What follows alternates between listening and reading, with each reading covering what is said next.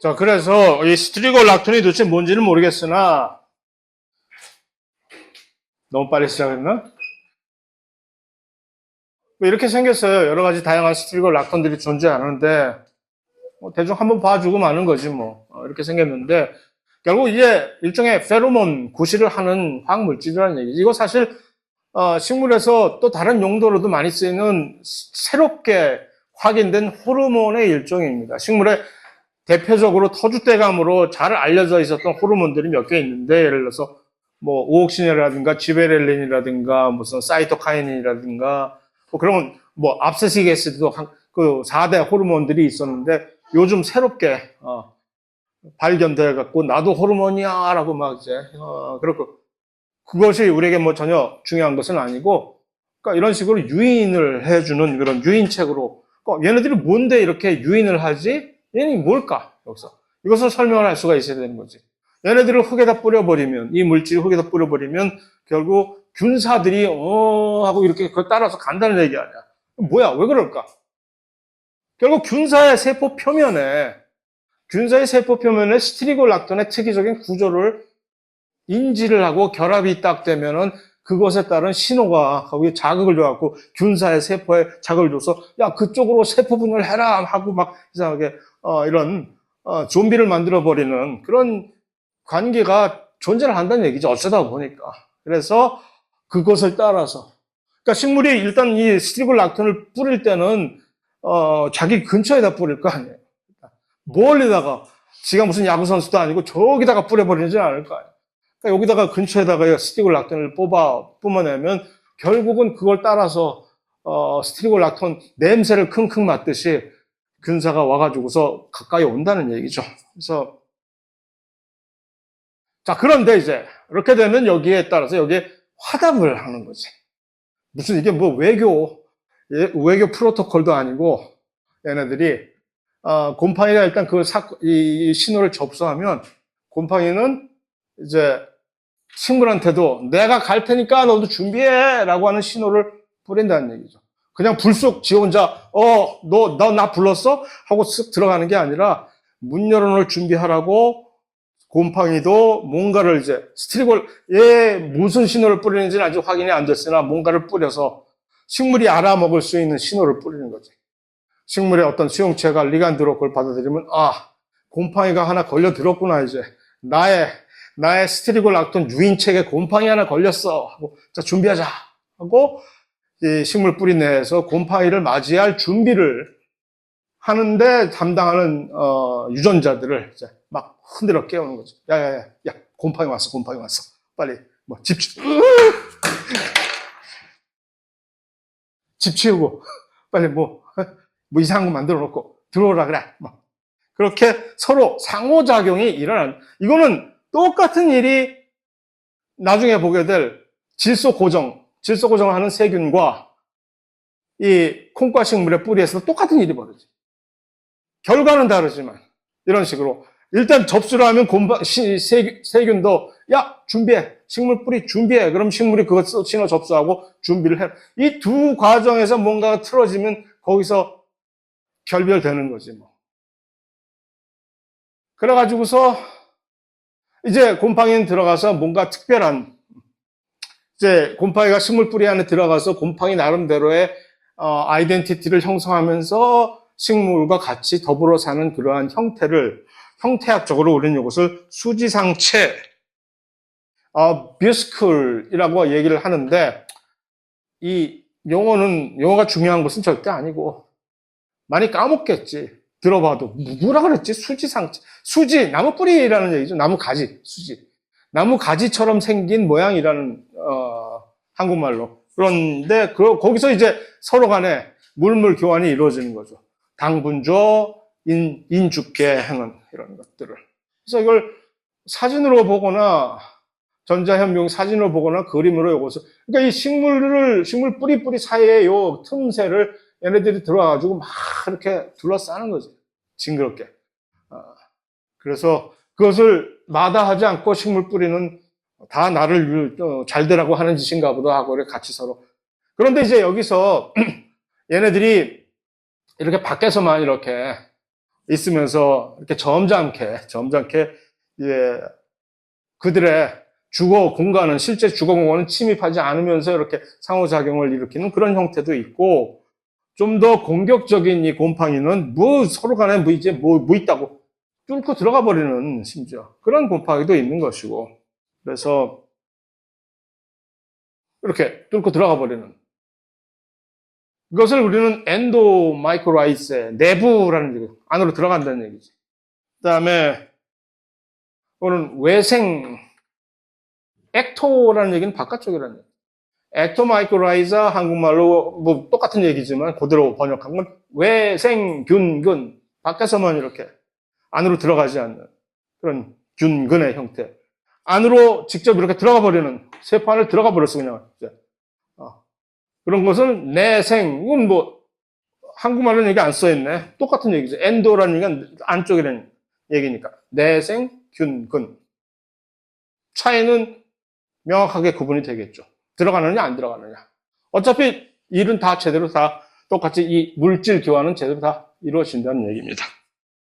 질소 고정의 경우에서는 그러니까 뭐 훨씬 더 자세한 얘기를 얼마든지 나눌 수가 있겠으나 중요한 거 없어요. 그냥 그렇게 되는 거야. 서로 간의 신호를 특이적인 신호를 서로 주고받아 가지고서 나도 준비하겠지만 그러니까 균사의 형태에서는 그쪽으로 쭉쭉쭉 뻗어가 가지고서 식물 조직 안으로 일단 침투를 해서 잘 안으로 직접 들어가든 안 들어가든 간에 아주 밀접한 물리적으로 밀접한 존재를 확인시키면서 여기서 이제 물질들이 서로 교환이 되는 그런 형태를 유지하는 그러려면 식물의 이 곰팡이의 이 균사도 나름대로 뭔가를 준비를 해서 특별한 형태로 뻗어나가야 될 것이고 식물도 마찬가지로 그것을 예를 들어서 이게 들어올 때 이게 뭔지라고 식물이 예를 들어서 이런 식으로 막 들어오면 일단은 뭐야 이거 하고 침입자라고 생각하고 막 난리가 날 거 아니에요. 보통 식물의 반응은 어떤 외부 침입자가 예를 들어서 이런 식으로 뭐가 뚫고 들어온다는 거는 예를 들어서 이런 거 잘하는 애들 많잖아. 빨대 꼽아가지고서 침 가지고 날아다니다가 빨대 꼽아가지고 딱 들어가는 그런 해충들. 이거 해충이야 뭐야? 그러면 해충에 대해서 식물이 가만 안 있지. 별의별 물질들을 막 폭탄 만들어가지고 막 던져버려요, 식물도. 죽어라, 이놈의 새끼야, 하고. 그래서 그런 방어작용을 식물도 일으키는데, 그거 일으키면 안 되잖아요, 여기서. 손님인데. 그걸 어떻게 알고, 식물도, 얘는 나를 해치러 온 해충이 아니라, 나와 앞으로 이제 같이 오래오래 살게 될, 익충이다. 해서, 그런 식으로 그런 방어 기전을 일으키지 않으면서, 억제하면서 잘 그러면서 또 한 가지 우리가 좀 더 여기서 깊게 여러분들이 생각을 하면 그것은 너무 단편적인 흑백 논리일 뿐이지 정말 그럴까? 식물이 그렇게 나이브해? 절대. 산전수전을 몇십억 년을 산전수전을 다 겪고 살아온 식물들인데 그렇게 누가 이렇게 처음 나 인 줄게 하고 들어왔다고 해서 무조건 어서 옵쇼 하고 그대로 놨다가 얘네들이 갑자기 태도 돌변해가지고서 갑자기 인은 무슨 인 내가 네 탕후루만 전부 다 뺏어 먹으러 왔다 이놈들아 하고서 쪽쪽쪽쪽 빨아먹고 가버리면 어쩔게요. 그것도 대비해야 되는 거죠. 국가 간의 외교를 하는 것과 거의 흡사하게 얘네들도 아주 이걸 영어로 fine line을 걷는다고 얘기를 하는데 대비를 해.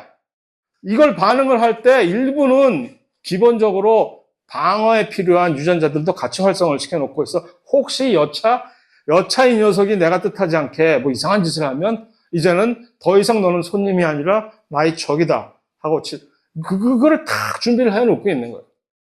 그러니까 예를 들어서 이것에 대해서 연구를 하던 초기 연구자들이 이것뿐만 아니라 이 두 번째 나오는 그 뿌리옥에 대해서도 그러니까 이런 식으로 할 때 식물이 발현하는 유전자들을 조사를 해보면 그러니까 이거야 모든 식물들이 다 할 수 있는 거지만 이 밖에 나오는 질소 고정 이건 아주 큰 이 관심이 쏟아질 수밖에 없는 이유가 이건 비료를 안 줘도 되는데 질소 비료를 안 줘도 되는데 이게 무슨 벼나 옥수수나 밀이나 그런 데서 이게 할 수 있으면 얼마나 좋을까라고 생각을 할 거 아니에요. 근데 콩과 식물밖에 이걸 못 한단 말이야. 이거 어떻게 하면 우리가 주식으로 사용하는 이런 밀, 옥수수에서도 이거 할 수 있을까? 연구 많이 했겠지. 국가에서 돈도 엄청 쏟아붓고. 막, 과학자들은 뻥을 다 쳤겠지. 막, 내가 이거 만들 수 있습니다. 하고, 막, 나야 벼에서 이런 뭐 공생이 일어나는 것을 만들겠습니다. 하고, 별 거짓말을 다 했을 거 아니야. 거짓말은 아니지만, 그들은 그렇게 믿었겠지만. 그럼 이제 유전자를 막, 얘네들이 막 이런 일을 벌일 때, 이 콩과 식물의 뿌리에서 특이적으로 막 활성화가 된 유전자를 일단은 누구라도 조사를 해볼 거 아니야. 그러면 이제 그 유전자가 이 벼에는 활성화가 안 될 거 아니야. 그럼 가서 얘네들을 활성화시키면 벼도 이런 얘네들을 이제 받아들일 수 있게 되지 않을까. 이런 쪽으로 참 좋은 얘기지. 그런데 이제 해보니까 갑자기 뜬금없이 자기네들이 알았던 그 방어 관련의 유전자들이 한 반 이상이 꽉 쏟아져 나온단 말이야. 그러니까 처음에는 뭐야 이게? 아니 왜 방어를 하는 유전자들이 지금 이제 서로 친선 관계를 맺자고 이런 외교 행사에 갑자기 나타나는 거지? 이해를 못했을 거 아니에요, 처음에. 나중에 가만히 생각해보면 이제, 그렇구나. 절대 잠시라도 방심을 하면 안 되는구나. 이렇게 하면서도 그 와중에 무슨 일이 생길지 모르니까 방어 관련 유전자들이 기본적으로 이렇게 활성화가 되는 거구나 하고. 자, 어쨌든. 자, 그래서 질소로 넘어가기 전에 여기 정리하면 두 가지 형태의 이런 식으로, 균이 안으로 들어가는 엔도, 내생균근과 밖에서만, 세포 바깥에서만, 안밖이라는 얘기가 여기 확실히 좀 애매한 경우는 다시 한번 이걸 확인시켜 드리는데, 식물 세포는 세포벽이 이렇게 있잖아요, 여기. 이런 세포벽과 세포 간의 이 간극의 세포벽들 사이에 이렇게 조금 빈 공간들이 있거든. 이 빈 공간들을 이렇게 차지를 하고 있는 세포벽 바깥쪽에. 그런데 이제 그것을 조금 더 대담한 그런 내생균근들은 안으로 들어가 가지고서 이렇게 침투를. 어쨌든 외생이 됐든 내생이 됐든지 간에 이것은 훨씬 오래, 심지어 진화적으로 훨씬 낙후된 그런 식물들조차도 이 균근과의 공생관계를 이루고 있는 것을 확인을 한 사실로 미뤄볼 때 우리는 이 공생관계는 훨씬 오래전부터 시작이 되었다는, 그만큼 거의 모든 식물들이 원하면 할 수 있는 그런 공생입니다. 원하면 할 수 있다니. 그래서 무슨 소리냐? 어떨 때 안 하느냐? 생각해 보세요. 어떨 때 이 식물들이 이것을 공생관계를 그러니까 이것도 결국 자발적인 거예요. 그냥 있으면 하는 게 아니라 식물이 있다가 식물 마음이야. 그러니까 식물이 스트리고락톤을 어떨 때 뿌리고 어떨 때 안 뿌릴까? 질소가 아니라 여기서는 인이지. 인이 풍부하면, 예를 들어서 그 지역에다 인산 비료를 막 줘버리면 절대 곰팡이는 거들떠보지도 않습니다. 그러니까 인이 부족해야만 스트리고락톤 뿌려가지고서 할 수 없다. 이 녀석들하고 같이 살아야 되겠다. 요 다음 요것도 마찬가지예요. 똑같이. 아무리 이 질소 고정을 하는 뿌리 혹 박테리아와 공생을 할 수 있는 콩과 식물이라 하더라도 기를 때 거기다 비료 줘버리면, 질소 들어있는 비료 줘버리면 절대 안 해요. 그러니까 필요할 때만 그런 식으로 일을 하는. 자, 여기서는 아까는 뭐였죠? 스트리고락톤이었잖아. 그런데 여기서는 그 유인을 하는 물질이, 이 콩과 식물이 질소를 고정을 하는 세균을 유인하는 물질이 플라보노이드라고 하는 요 식물입니다. 이거 뭐 항암제라고 막 그러면서 막 두부에 이거 많다며 하고 또 뭐 청국장에 이거 많다며 막 그러고 막 먹는, 이거 다 우리 몸에 좋으라고 이렇게 만드는 게 아니라, 플라보노이드라고 하는 이 물질은 사실 콩과 식물만 만드는 게 아니라 모든 식물이 기본적으로 어떻게 될지 모르니까 그냥 갖고, 이러한 것을 2차 대사산물이라고 얘기를 합니다. 1차 대사산물인 무슨 단백질 뭐 그런데 지질을 만드는 그런 생합성이 아니라 뭔데 여기는 쓸데없이 갖고 있는 그런 것들이 있잖아요. 식물은 많아 되게. 그러니까 그 중에 대표적인 게 소위 말하는 이 플라보노이드라고 하는 계통에 엄청나게 많은 대사 물질들이 쌓아두고 있어. 그 중에 하나가 거기서 살짝 빠져나오면 니코틴도 만들고 해서 막 담배도 피게 만들고. 니코틴이 왜 만들까? 니코틴을 막 다량으로 만들어내는 식물들이 특히 담배과 담배 계통의 식물들. 그거 먹고 죽으라고 만들어 놓은 거예요. 식물이, 초식동물이 그거 잎 씹어 먹고 있다가 니코틴 중독 걸려서 되잖아, 이놈아. 하고. 그래서 나 좀 그만 괴롭혀라. 하는 식으로. 근데 그걸 말아서 피울 줄은 몰랐지, 지들이. 꿈에도. 그래가지고, 하는 건데. 그런 식으로 거의 대부분의 그러한 2차 대사 산물들은 식물이, 물론 처음부터 방어를 위해서 내가 이걸 써야 되겠다 목적으로 만들지는 않았겠지. 근데 어쩌다가 만들다 보니까 그것을 만들어내는 식물들은 이득을 얻는 거야. 그런 식으로. 그런 침입자들로부터. 그런 냄새를 싫어하고 도망가는 초식동물이 생길 수도 있고, 또 어떤 뭐 곤충이나 뭐 그런 것들은 그걸 잎을 먹고 죽어버리는, 이건 너무 독해. 아우, 뭐 죽어버리는. 하다 보니까 이 진화적으로, 이걸 만드는, 훨씬 더 많이 만드는 식물들은 계속적으로 훨씬 더 진화적으로 선택이 되니까 엄청나게 많은. 심지어 그런 것들을 가지고 꽃의 색깔도 내고, 2차 대사 산물들 같은 걸 이용해서 무슨 빨간색, 무슨 뭐 노란색 같은 어떤 다양한 2차 대사 산물들이, 그 중에는 어쩌다 보니까 우리가 약용으로 쓰인 정말 좋은 그런 것들도 있고 해서 그 식물의 2차 대사 산물만 전문적으로 연구를 해서 돈 좀 벌어볼까 하는 그런 사람들과 그것을 또 집중적으로 양성하는 과도 생기겠지. 뭐 어디겠어. 화학과 같은 데서 많이 하더라고, 보니까. 그래서, 그런 거고. 그런데 어쨌든 이 플라보노이드 중에 일부, 특별한 플라보노이드를 이런 식으로 화학신호, 이 뿌리옥 세균이라고 얘기합니다. 이들의 질소를 고정할 수 있는 거. 왜냐하면 이들이 들어와서 침투하면 이상한 혹을 만들어 놓거든. 혹부리 영감처럼 여기다 이상한 혹을 딱 만들어 놓고, 그게 바로 그 안에서 이들이 거주하면서 거기서 계속해서 질소를 만들어내는 그들의 특별한 자치 구역이 생기는 겁니다. 그래서 그 뿌리옥 생긴 그림 없나? 있을 텐데? 사진이 있어야지. 내가 설마 사진을, 여기 있다. 영어로 이것을 노듈이라고 하는데, 뿌리혹, 한국말로. 그래서 여기 딱 보면, 이렇게 그 콩과 식물들 뿌리를 이렇게 딱 올려보면, 이렇게 너덜너덜너덜하게 이렇게 딱 대롱대롱대롱 포도송이처럼 걸려 있습니다. 이들 하나하나가 전부, 그러니까 이 안에 그 뿌리혹 세균들이 들어가가지고서, 특별한 거주 공간을 식물이 만들어내는 거예요. 식물이 일부러 아까 그 플라보노이드를 가지고, 이들이 가가지고, 식물 뿌리로 갈 거 아니에요. 뿌리로 갔으면 아까 그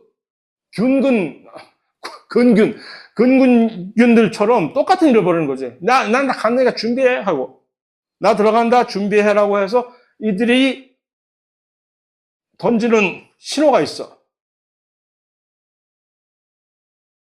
그 신호를 너무 이런 디테일은 잊어버려요. 외우기 힘들고 헷갈리니까. 어쨌든 세균도 뭔가를 만들어낸다는 얘기죠. 세균을 만들어서 이들을 던져. 그러면 식물의 뿌리가 그것을 받고 준비를 해. 그 준비 과정의 하나의 대표적인 예가 뿌리혹을 만들어요. 뿌리혹을 만들어서 어서 오십시오. 그 뿌리혹 안으로 세균들이 들어와가지고서 그 안에서 사는 거지. 왜 뿌리혹이라는 것을 만드느냐 하면은 이 세균들은 정말 싫어하는 게 있어. 산소. 산소를 극혐해. 그러니까 산소가 뭔가 낌새가 있으면 얘네들은 그냥 막 죽겠다 그러고 전부 나가버린다고. 그러니까 이 뿌리가 이들을 초대한 식물 뿌리의 입장에서 제일 조심해야 될 것은 그 근처에, 이 뿌리옥 세균들이 사는 근처에 산소가 접근을 못하도록 막아줘야 되는 거지. 산소는 어디에도 있는데 이거 어떻게 해야 될까? 어떤 방식을 썼을까, 얘네들은? 어떻게 이들에게, 뭐라고요? 뭐라고 했잖아. 무슨 구역? 정리구역. 그러니까 격리구역. 그렇지. 격리구역인데 그 격리구역을 어떻게 실행을 할 거냐는 얘기지. 비행금지구역이라고 설정만 하면 뭐야? 비행기가 떠다니면 어떡할 거야? 쏴야지. 어떻게 쏠 거냔 말이지. 그래서 그것을 아주 똑같은, 우리가 산소를 운반하는 단백질은 뭡니까? 적혈구는 세포고, 산소를 운반하는 세포고, 그 안에 뭐가 들어있어서 우리에게 산소를 가져다 줍니까? 헤모글로빈. 헤모글로빈이 산소를 우리에게 가져다 주잖아, 전부. 그러니까 여기 산소가 들어갈 일이 없잖아. 근데 산소가 여기에도 있어갖고 우리가 막 뛰어다닐 수 있는 이유는 헤모글로빈이 혈액을 통해 가지고 가가지고서 여기에 산소를 공급해 주니까 그런 거야. 자, 그거를 역으로 바꾸면 헤모글로빈을 이용을 해가지고 산소를 끄집어내가지고 산소를 쫓아버리면 되는 거야. 그 짓을 해. 그러한 단백질들은 얘네들은 뭐라고 그러냐면 레그 히모글로빈이라고 얘기해요. 왜 레그야? 다리에 있어서? 이 콩과식물의 분리학적으로 얘는 레듐이라고 얘기해요. 레듐, 콩과식물에 있는 헤모글로빈이라고 해서 레그 헤모글로빈이라고 얘기를 합니다. 헤모글로빈하고 너무 똑같이 생겼어. 단백질 구조가. 우리가 피가 왜 빨간지 알아요? 헤모글로빈 때문에 빨개. 우리 피에서 헤모글로빈을 전부 걷어내면 피는 그냥 노리끼리한 맑은. 왜 헤모글로빈은 빨간 단백질일까? 산소와 결합을 해서 그래요. 산소와 결합을 할 때 철분이 필요해서 그렇지. 우리가 녹이 슬면 빨갛게 되는 이유가 녹이 슬면 철이 산화되면 빨갛게 되죠. 그래서 헤모글로빈이 빨개. 그래서 헤모글로빈이 엄청 많기 때문에 혈액이 빨개. 그러면 우리가 아까 그 뿌리혹을 딱 따보면 수박처럼 딱 따게 보면 어떨까? 빨갈까? 수박처럼 빨개. 이 레그 헤모글로빈들 때문에 똑같은 단백질이에요. 똑같은 단백질로서 철분을 필요로 하면서 산소와 결합을 해요. 있으면서 여기다가 산소를 공급해 주는 게 아니라 거기서 산소를 걷어가지고서 갖고 도망가는 역할을. 이 뿌리 혹박테리아들이 산소에게서 방해받지 않고 열심히 일을 해서 질소를 마구마구 가져다 주기를 열망하면서 이제 당분은 계속 또 갔다가 누군가 줘야 되겠. 그 얘기예요. 결국 전체적인 맥락은 자질구레하게 제가 설명을 할 수도 있으나 여러분들이 가만히 앉아서 정리하는 측면에서 한번 훑어보면 아실 건데 지금 얘기한 바로 그 수준인 거죠. 가장 공통적인 큰 흐름은 두 상호 관계에 있어서 일단 신호가 서로 왔다 갔다 한다는 거지. 자, 내가 신호를 받고 너에게 응답해서 갔어. 너에게로 갔어. 그럼 내가 가기 전에 그 문 앞에서 나도 너에게 뭔가 신호를 던질 테니까 너도 내가 들어가서 잘 살 수 있게 준비를 해. 똑같은 일이 벌어지는 거죠. 그래서 그럼 서로 같이 이제 사는 거지. 그러면서 이제 내가 필요한 거 잘 주고 내가 너를 필요한 거 잘 주고 내가 필요한 거 잘 얻으면 그냥 계속 이대로 사는 거고 서로 간에 뭔가 안 맞으면 이제 쿨하게 서로 이제 헤어지면 되는 거고. 그게 이제 공생관계의 기본입니다. 이런 애들도 이거는 이제 다음 시간에 시간 너무 일찍인가? 이건 아니고 다음 시간에란 이유는 요거를 좀 하려고. 내가 게을러가지고 이걸 안으로 잡고 들어오질 못하고 매 시간마다 이걸 여러분들 할 수 있는 건 아니고 몇 개 골라가지고서 질문을 이제 왔다 갔다 하고 싶긴 하지만 어쨌든 간에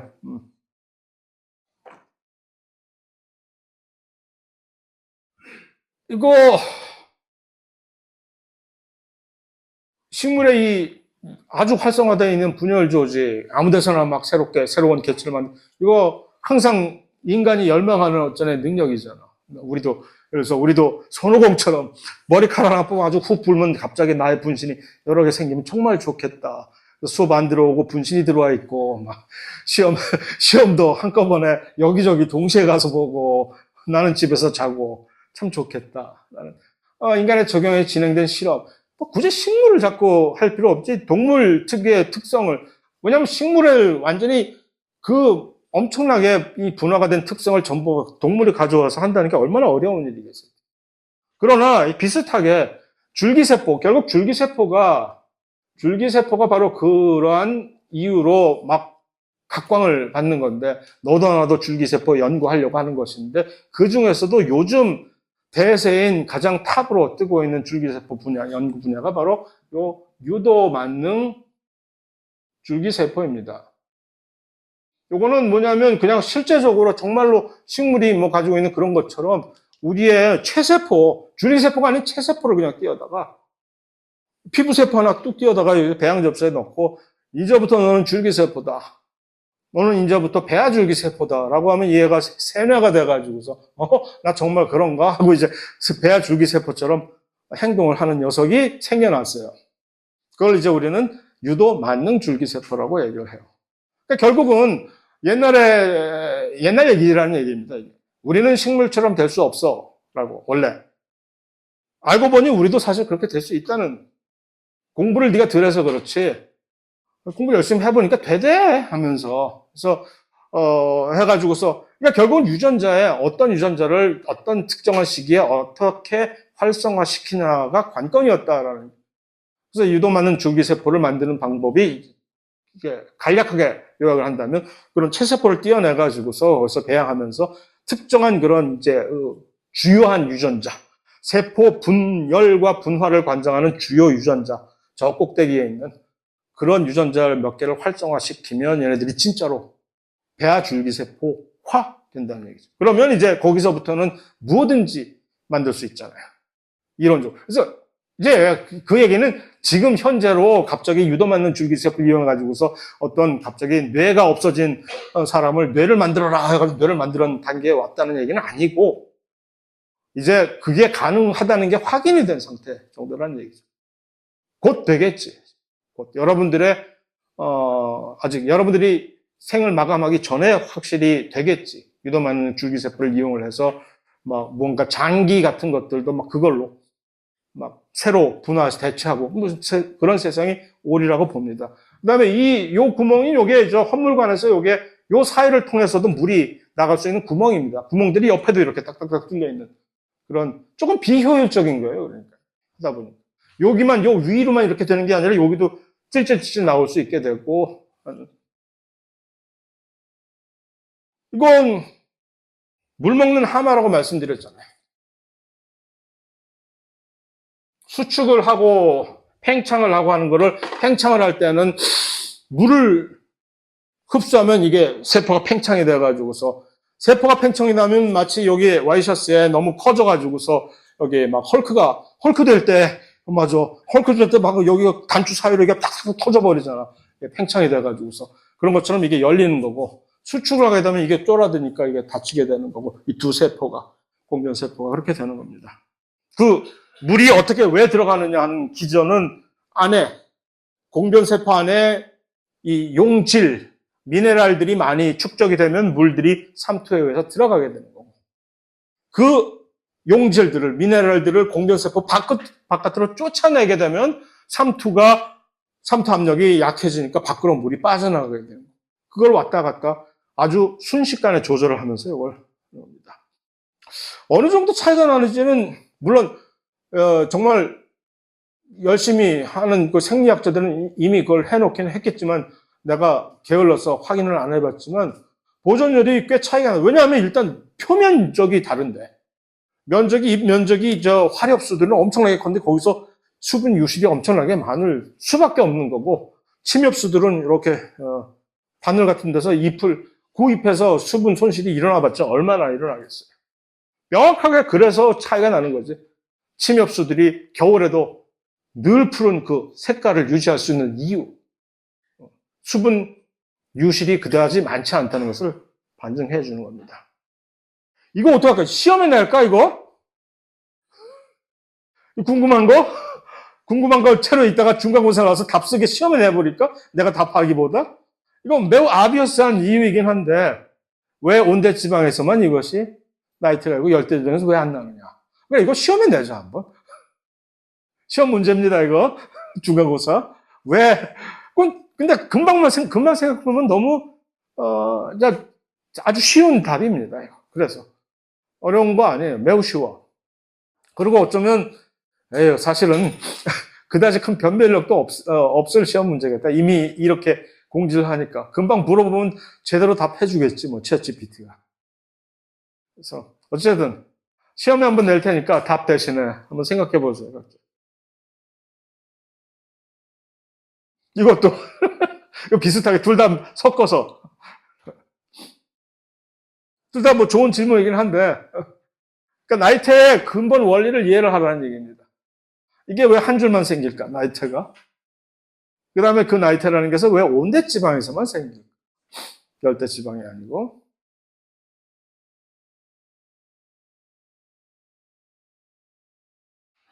뭐야, 그거 도대체. 현상수배라고 딱 걸어 놓으면, 여기에 현상수배하고 얼마나 딱 쓰면 딱 맞는 얼굴이네, 이거. 참, 반성을 많이 했어요, 내가, 반성을. 내가 이거밖에 안 되는구나. 완벽하게 분리할 수 없는 생물이 존재하나요? 글쎄. 여러 가지 측면에서 존재할 수도 있겠는데. 왜냐면 어떤 특별한 생물체 같은 경우는 동물과 식물의 특성을 한꺼번에 이렇게 어떤 특별한 일부에서 보여줄 수 있고. 그러나 문제는 동물과 식물을 확연하게 예를 들어서, 이 자가 영양 생물이냐 종속 영양 생물이냐라는 것으로 구분을 한다고 한다면은, 그 자체가 그다지 이것을 동시에 가지게 되는 경우가 그다지 찾아보기가 매우 떠올리기 힘듭니다. 빨리 지워야지. 없애야지. 세관에는 이거보다 조금 훨씬 덜해요. 이런 문제가. 기포가 생기는 게.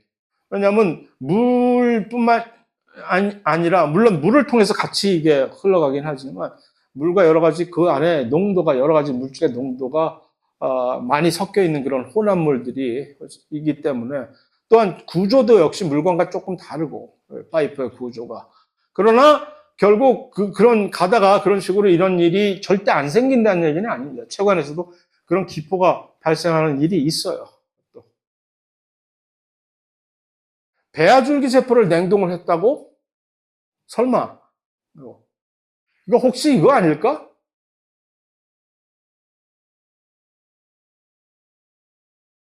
조혈모 세포인데 이거를 그걸 뭐라 그러지? 한국말로 까먹었. 이 조혈모 세포가 태반에 있는 거를 이거 한국말로 까먹었네 이거. 엄벨리칼 코드를 이 태반에는 이 줄기세포들이 엄청나게 많아요. 그래서 그거를 어떻게 까먹지 그거를?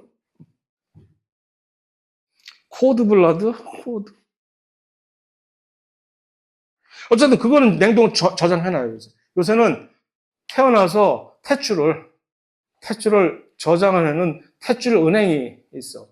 왜냐하면 그 탯줄 안에 이런 식으로 줄기세포가 조혈모 세포라고 하는 혈액세포로 뿐만이 아니라 또 다른 여러 가지 다양한 줄기세포, 거의 배아줄기세포라고 믿고 있는데 그건 절대 배아줄기세포는 아니지만 그만큼 이 포턴스가 멀티 포턴트한 그런 세포들이, 줄기세포들이 많기 때문에 그거를 저장을 해뒀다가 나중에 문제가 생기면, 그러니까 골수이식 하는 대신에 이런 혈액에 문제가 생기면 골수이식 같은 걸 해서, 근데 골수이식에 여러 가지 문제가 있거든요. 면역 거부 반응이라든가. 그것을 대체하는 그런 하나의 대안으로서 요 탯줄을 저장을 해뒀다가, 그 은행이 있어. 그래서 나중에 한 4, 50, 60, 70 돼가지고 다시 찾아가가지고 달라고 내 탯줄 돌리도 해가지고서 이걸 병을 고치는 그런 것들이 있어요, 진짜. 그래서 그 안에는 줄기세포들이 이렇게 많아서 보관했다가 나중에 무슨 문제가 있을 때 그거를 다시 재분화하는 하나의 근원으로 쓰이겠다는 그런 얘기죠. 이건 내가 왜 써놨을까? 그림을 잘 그려서 넣어놨겠지? 이게 잎의 뒷면에 있는 요 털인데, 그러니까 곤충 같은 것도 많고, 태양의 복사열이라는 얘기는 직접적인 직사광선은 못 막지, 얘네들이 잎의 뒷면에 있으니까. 그러나 이렇게 반사돼서 오는 복사열을 조금 약간 감쇄시키는 그런 영향도 있다라는 얘기고. 이거는 정말 그림을 잘 그려서, 잘 그렸네? 더더군다나 그림보다도 요즘 이렇게, 요거를 이제 필기체라고 하는데, 컬시브라고 하는, 이걸로 이렇게 아주 쓰는, 요즘 잘 그렇게 안 쓰잖아. 요거 요즘 애들한테 이거 컬시브 쓰는 거 보여주면 막 환장해. 어쩜 이렇게 그 영어를 잘 쓰세요? 그래서 보여드린 거예요. 1차 세포벽은 뭘로 만들어? 셀룰로즈. 셀룰로즈가 기본적인 1차 세포벽이면서 거기에 팩틴이라는 물질이 있어요. 팩틴. 일종의 다당류인데 얘네들도. 그러니까 셀룰로즈만 100% 있는 게 아니라 거기에 팩틴이라고 하는 이 팩틴은 옛날에 아주 싸구려 아이스크림. 싸구려 얼마나 싸구려 하면 예를 들어서 뭐 나 소시적에 나 대학 다니던 시절에 저쪽에서 슈퍼에 가면 아이스크림을 이따만 정말 거짓말 아니 이따만 받겠어요. 바로 이거. 그런데 이거 한 5천 원 그때 돈으로. 그러면 그냥 나 같은 놈은 와서 그냥 밤새도록 퍼먹는 거지. 그래서 너무 좋아서. 그런데 이제 그게 이제 그런 것들이 주로 이런 팩틴 같은 걸로 막 만들어진 그런 싸구려 아이스크림 용도로 쓰이는 이제 그런 끈적끈적한 다당류 물질이 같이 좀 들어있긴 해요. 다만 중요한 것은 2차 세포벽과 1차 세포벽을 구분하는 주요한 대표적인 물질의 차이는 1차 세포벽은 그러니까 셀룰로즈의 기반으로 해서 팩틴이라는 물질이 안 들어봤는지 모르지만 어쨌든 같이 있는데 여기에 2차 세포벽은 여기에 플러스 이제 리그닌이라고 하는 이게 거의 대부분이 정말 딱딱한 물질이죠. 분해하기 힘들고 그게 이제 들어간다는 얘기입니다. 멀티포트는 몇 프로의 만능성이냐? 예를 들어서 토티가 100%이고 플러리가 한 98이라고 치면 여기서 이 레인지가 꽤 있어서 멀티라고 하는 멀티포턴트는 전부 성체 줄기세포에서 나타나는 특성이거든요. 그러니까 성체 줄기세포들이 다양한 종류가 있기 때문에 어떤 성체 줄기세포는 아주 정말로 이 멀티가 두세 가지 종류 또는 한 가지, 뭐 두세 개이고 어떤 성체는 이게 뭐 한 대여섯 가지의 멀티 종류를 분할할 수 있고 그래서 그 망성을 한 수치로 얘기하기는 조금 그렇습니다. 뭐라고 말씀하시겠어요? 여러분들이 답을 하면 살아있는 세포와 죽은 세포의 기준은 뭐야 이거? 그게 바로 생명의 무슨 공통 특성, 뭐 일반 생물학 1에서 했던 여러 가지 중에 대부분이 이 살아있는 세포에서만 발견될 수 있는 그런 특성들이겠지. 일단 죽고 나면 그 특성이 싹 다 사라져 버리니까. 예를 들어서 죽은 세포가 생식하는 거 보셨어요? 못 하잖아. 또 뭐 죽은 세포가 어떤 무슨 진화하는 거 보셨어요? 못 하잖아. 그러나 가장 간단하게 짧은 시간 내에 죽었니 살았니 하고 막 개구리 반찬을 확인을 하는 한 가지 방법은 이겁니다. 메타볼리즘이 있느냐 없느냐. 죽으면 이제 이럴 끝. 에너지를 특히 더더군다나 에너지를 활용을 하는 에너지를 사용해서 수행하는 그 메타볼리즘은 죽으면 끝이 되는 거예요. 그러니까 그냥 저절로 죽은 세포 안에서도 세포 반응, 그러니까 화학 반응은 일어나지 당연히. 저절로 일어나는 반응. 자발적인 그런 이화 반응들은 일어날 수 있으나 일단 더 이상 동화 반응, 이 대사 중에서도 특히 에너지를 써야만 되는, 주입해야만 되는 그 동화 반응은 절대 존재하지 않아요. 그걸로 차이를 구분하면 훨씬 가장 깔끔하지 않을까 생각됩니다. 거의 대부분이 그래요. 거의 대부분이 외떡잎 식물들은 이 두께 방향으로 성장하기가 구조적으로 힘들기 때문에 외떡잎 식물 중에서 이런 식으로 2차 생장을 하는 걸 찾아보려고 했는데 정말로 트루 2차 생장을 하는 외떡잎 식물은 찾아보기 거의 힘들거든요. 왜냐하면 이 관다발을 주변에서부터 시작을 해서 2차 생장을 해야 되는데 외떡잎 식물들은 전부 이들이 중구난방으로 전부 산지사방으로 있어가지고서 그들을 한꺼번에 싱크로나이즈 시켜가지고서 같이 동시에 바깥쪽으로 쭉 밀자라는 통제가 매우 이제 불가능까지는 아니지만 매우 힘들거든요. 그래서 그렇습니다. 이거 아주 좋은 질문인데 이것도 시험 문제 낼까? 내봤자 이런 거 뭐 물어보고 어디 가서 알아보고 올 테니까 별 의미는 없는 것이고 어떻게 생각해요? 물속에 사는 식물들인데 기공이 있을 필요가 없잖아. 그러니까 적응을 하는 방식들이 달라가지고 어떤 식물들은 물속에서는 완전히 잠겨 물속에 완전히 잠겨 사는 식물들의 얘기입니다. 예를 들어서, 뭐, 미역이라든가, 뭐, 이렇게. 그리고 그런 식물들 중에서는 어떤 식물들은 그냥 이 확산에 의해서 그 물에 녹아있는 공기의 확산을 통해서 그들의 표면을 통해서 이렇게 왔다 갔다 하게 하는 그런 아주 수동적으로, 그것을 처리하는 그런 식물도 있고, 어떤 식물들은 나름대로 기공 비슷하게 나름대로 여기를 통해서 이제 왔다 갔다 해 하고 하는 뭐 그런 것과 뭐 여러 가지 다양하게부터 한 두세 가지이긴 하지만 그런 식으로 어떤 식물은 요약하면 결론적으로 얘기하면 어떤 식물들은 기공 비슷한 것을 가지고 물 속의 생활에 특화된 적응된 기공을 사용하는 식물도 있고 어떤 식물들은 아예 기공이라는 거 없이 전혀 없이 그냥 표면을 통한 확산으로 공기를 왔다 갔다 하게 하는 식물들이 있습니다. 자, 맞아. 식물은 죽은 세포를 배출 못해. 죽으면 그대로 있는 거지, 뭐. 물론, 초기에 막 갓 태어난, 세포 분열이 된 지 얼마 안 되는 상태에서 어떤 식으로 죽어버린다든가 하면은 그때 가서 그 죽은 부분이 서서히 그 공간이 이제 축소되면서 그 주변 세포가 확장을 하면서 거기를 없애버리는 수가 있긴 하겠지만 동물처럼 그렇게 능동적으로 죽은 세포를 수거해가지고서 막 소화를 시켜서 없애버린다든가 뭐 하는 그런 일은 없고 죽은 세포가 그대로 남아있는 거예요, 거기에. 딱딱하고. 왜냐면 식물 세포는 최소한 그들의 영역이 세포 벽의 흔적으로 남아있잖아요. 세포가 죽더라도 세포 벽은 안 죽거든. 그 대표적인 게 바로 물관이에요. 다 죽여놓고 그냥 껍데기만 남겨놓은 그런 세포들을 가지고. 세포 자살은 동물에서의 얘기죠. 식물에서는 사실 세포 자살이 있다는 건 아는데, 원활하게 아주 능동적으로, 심층적으로 연구되지는 않은데, 동물처럼. 동물은 워낙 세포 자살이 매우 중요한 역할을 차지하니까. 동물에서 세포 자살은 그냥, 특별한 경우에, 그러니까 이미 예정되어 있는 그런, 넌 언제 몇 시에 죽게 돼 있어. 넌 꼭 죽어야만 돼. 라는 세포도 있고, 안 그러고 가만히 멀쩡하게 잘 살게 돼 있는데 어떤 일이 있어가지고 갑자기 이 바이러스가 감염을 시켰다든가 나를.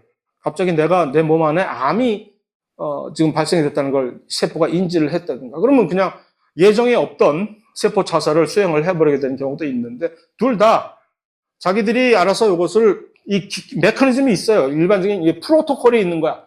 세포 자살의 프로토콜. 그래가지고서 일단 나에 있는 모든 것을 간략화시킨다.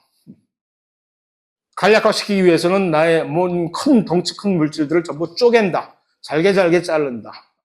마치 쓰레기 파쇄지를 분쇄하듯이 잘게 자른다. 나의 몸도, 세포 몸도 훨씬 작은 절편으로 만든다. 왜?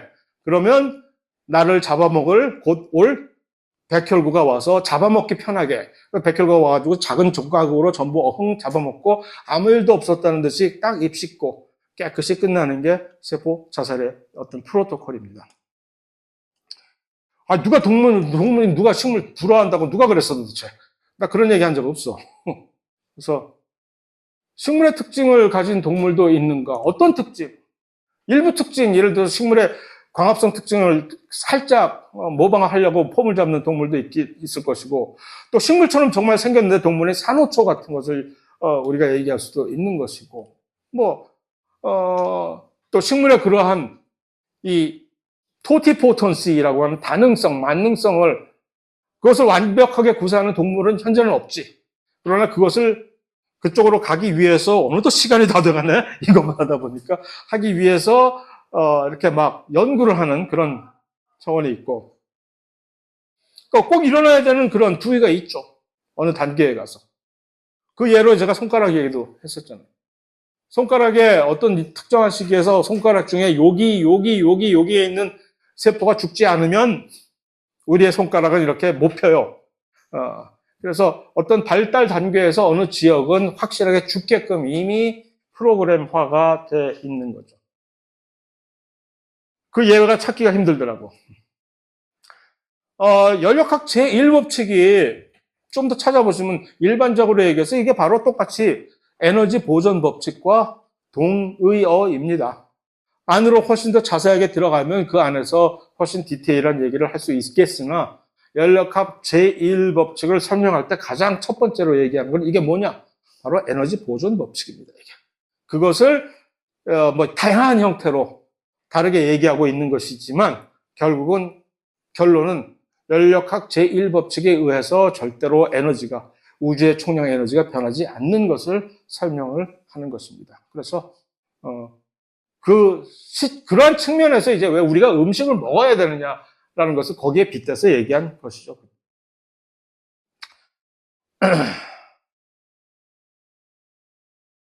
이렇게 하면 좋겠지만 그거를 빠르게 통제하기 힘들거든.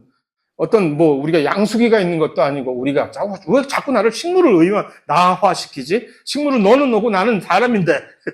그래서 식물 뿌리가 무슨 양수기처럼 펌프가 있어가지고 우리 빨아 올리는 것이 아니기 때문에 이 물이 올라가는 단순한 기장은 정말로 이 증발이라는 기작과 물의 고유한 화학적인 특성 그 두 개만 가지고 지금 이것을 저 높은 데까지 끌어올린 거예요.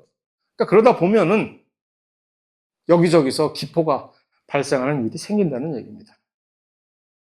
현재로선 아직 이 둘을 구분을 하는 특별한 방법을 이들이 발견하지 못했습니다. 그래서 그냥 그대로 왔다 갔다 농도에 의해서 순전히 농도 기울기에 의해서 맞아요. 이 헛자가 바로 헛똑똑이 할 때 그 헛자입니다.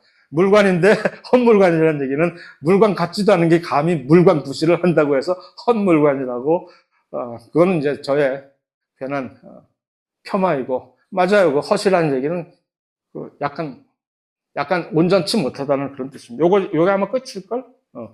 이거는 내 가족관계 증명서고. 그래서, 자, 딱 시간이 맞춰졌네. 그럼 다음 시간에 봅시다.